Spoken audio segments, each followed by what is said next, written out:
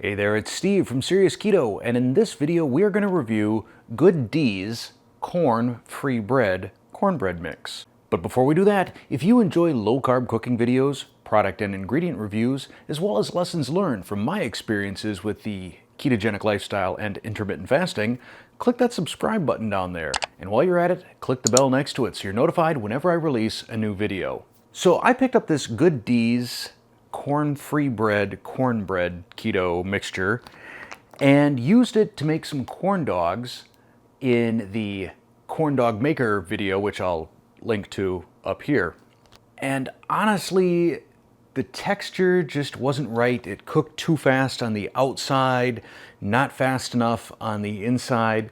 But, you know, maybe it just wasn't meant for corn dogs. So I thought I would give it a try in its actual application, which is cornbread. Now, the first thing that's apparent to me when I look at the texture is it doesn't really look like cornbread so much. It's kind of got more of a spongy cupcake sort of texture to it. But that's fine to me if it tastes like cornbread. It's actually quite a bit more moist than any cornbread that I've had. And I do kind of like that. Oftentimes with cornbread, you just got to load it up with butter and honey just to even be able to swallow it down because it's kind of dry. So I like that. But flavor-wise, it just doesn't seem to be there for me, you know, in terms of that real cornbread sort of taste. So I like it, but I don't love it. And here's a couple other things I don't love. First off, a bag of this, $13 on Amazon. Kind of pricey.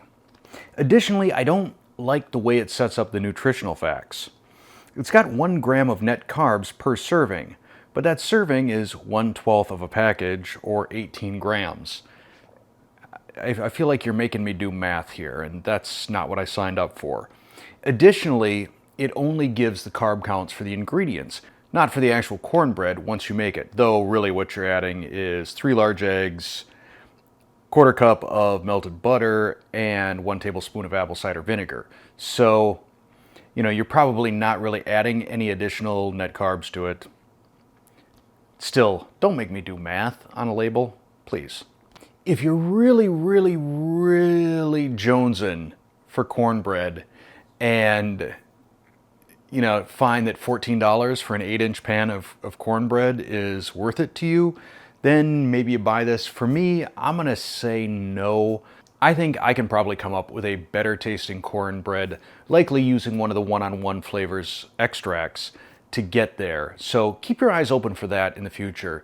In terms of a corn dog batter, I'm gonna start working on that probably as soon as tomorrow because I'm thinking that corn dog maker is gonna be a lot of fun.